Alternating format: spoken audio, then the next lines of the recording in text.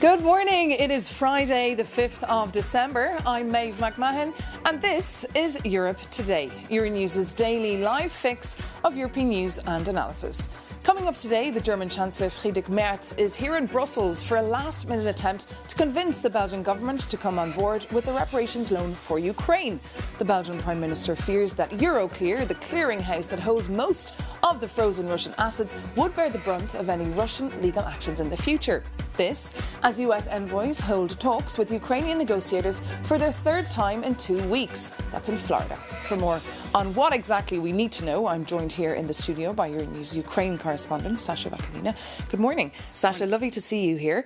What should we expect from these talks in Florida? I'm afraid to say, but I really don't have any hope that they will lead to anything. There might be some progress there, because what we know is that the Ukrainian negotiators, specifically the head of Ukraine's Security and Defense Council, Rustem Umerov, they did go to Florida. Why? This is their way of kind of getting an update from Steve Witkoff, Trump's envoy, after his meeting with Vladimir Putin earlier this week in Moscow. And this is what Volodymyr Zelensky, Ukraine's president, had to say about the content of that meeting in Florida.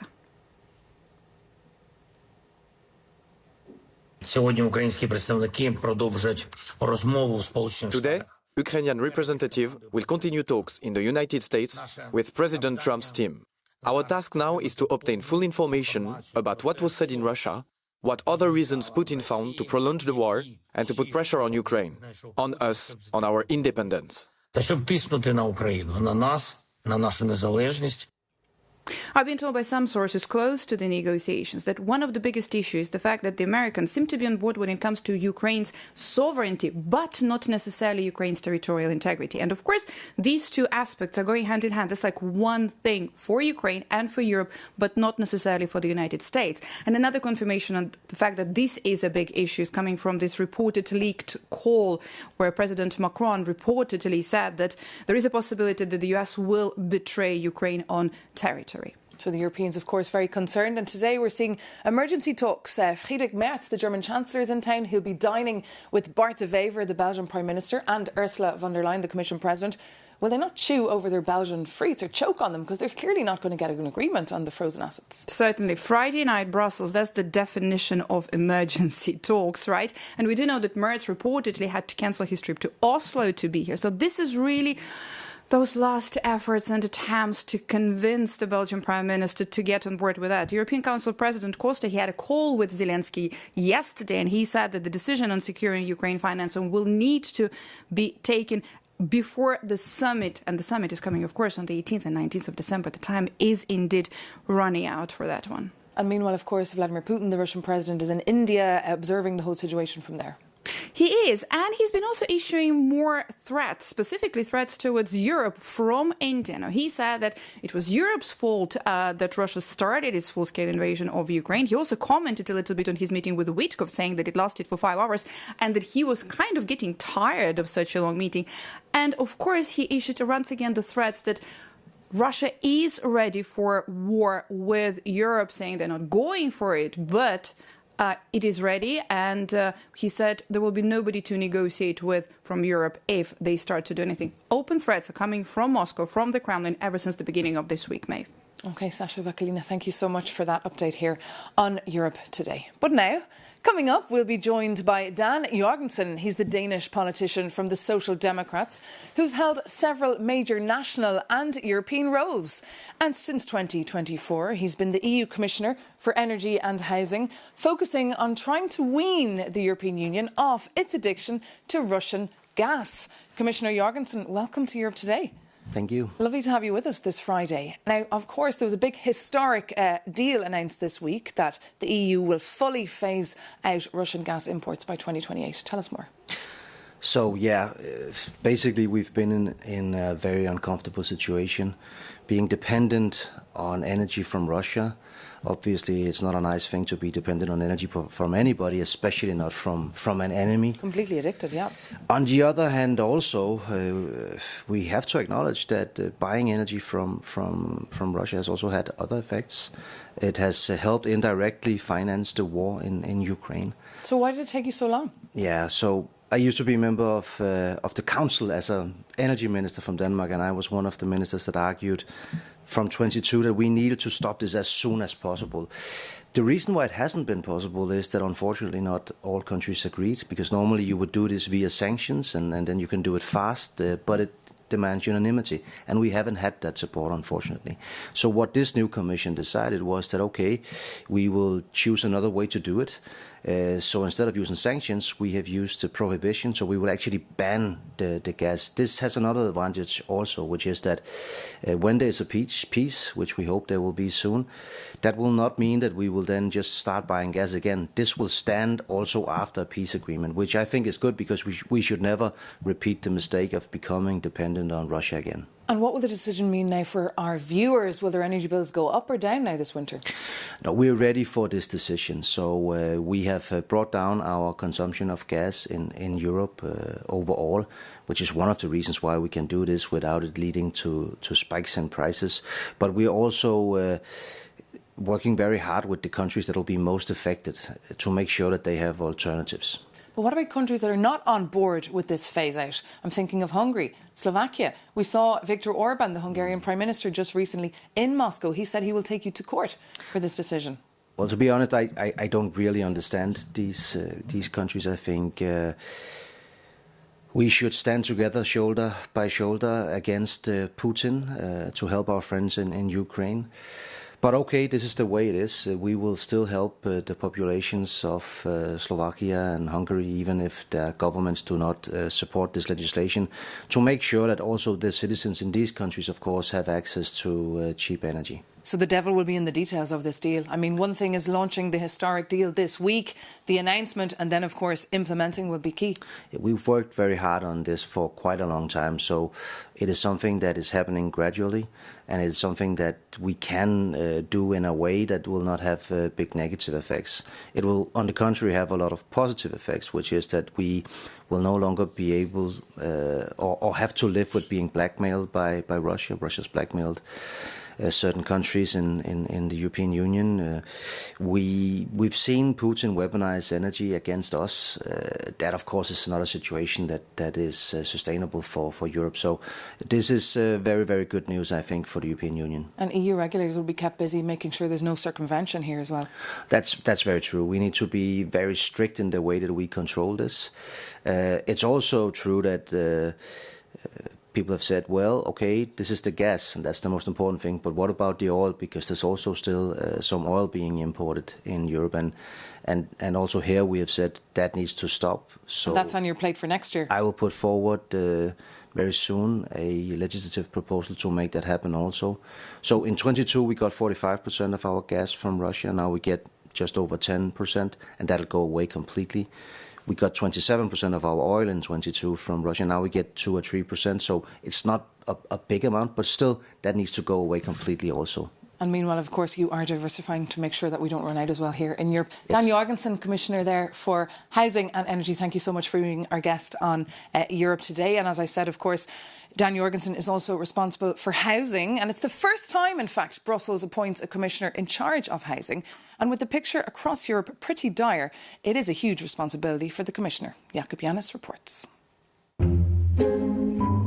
Dear Diary, living with your parents has its perks. Free laundry, zero rent, and dinner is always on the table. It's fun when you are 15, but is it still fun when you are 35? For a record number of Europeans, the mom and dad's hotel isn't a luxury. It is an economic necessity. The latest data shows the average European now leaves home at the age of 26. But statistics lie.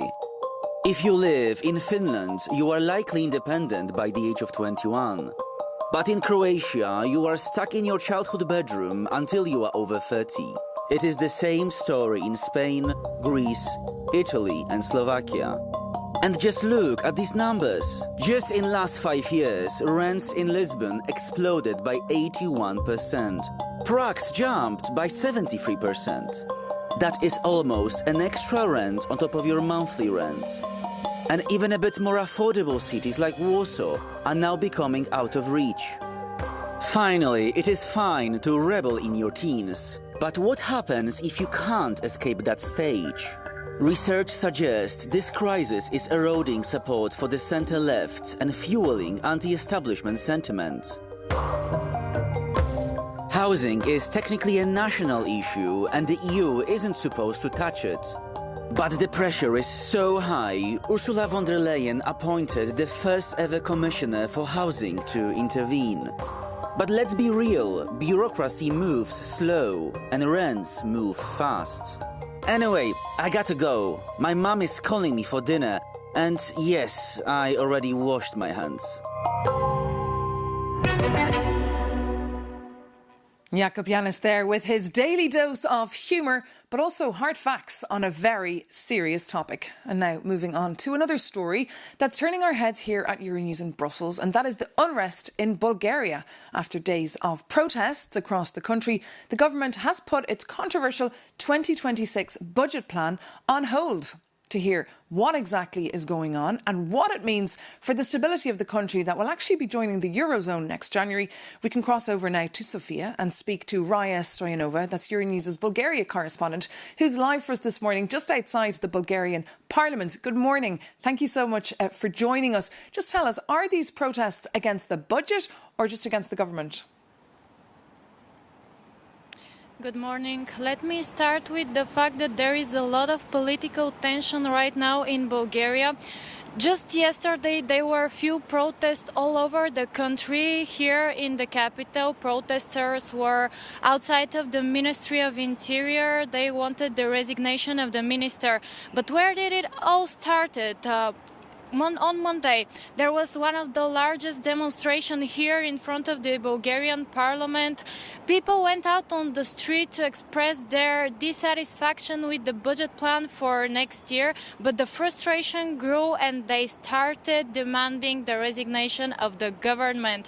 And what is happening right now, the government is making a new budget plan for next year. However, there are still planned protests for next week. But what are the protesters demanding? Let us hear now. We protest against this fundamental budget because it threatens to seriously harm a large portion of working Bulgarians, the middle class. This is unacceptable. We need serious reforms. A budget for over 100 billion euros to be distributed during the parliamentary recess is simply scandalous. Nothing that could have supported the people protesting outside, small, medium and micro businesses or NGOs, was approved. Everything was rejected by the overwhelming majority that currently dominates the parliament. So Bulgarians, they're furious with both the government and the budget proposals. And of course, as I mentioned earlier, Raya, Bulgaria will be joining the Eurozone next January. That often can lead to sharp inflation. Are people also worried about that transition?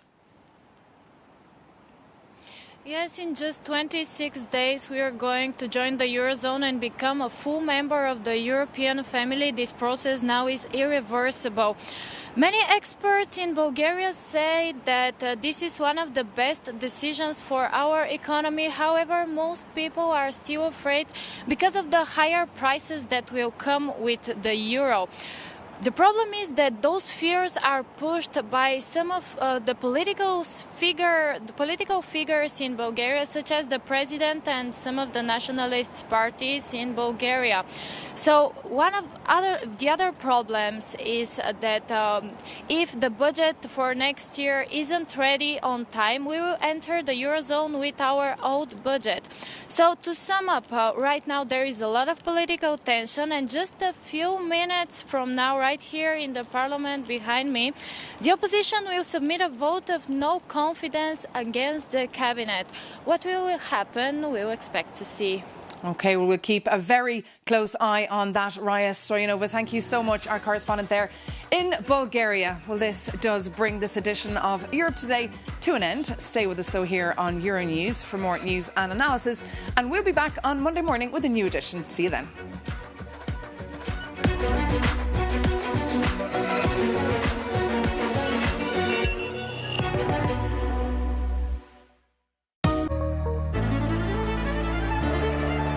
Conversation, where political leaders and civil society talk about Europe, the issues at stake and how to solve them. Economic and the financial sector. Protect European interests. Building unity between member states. We want to work for better lives of our citizens.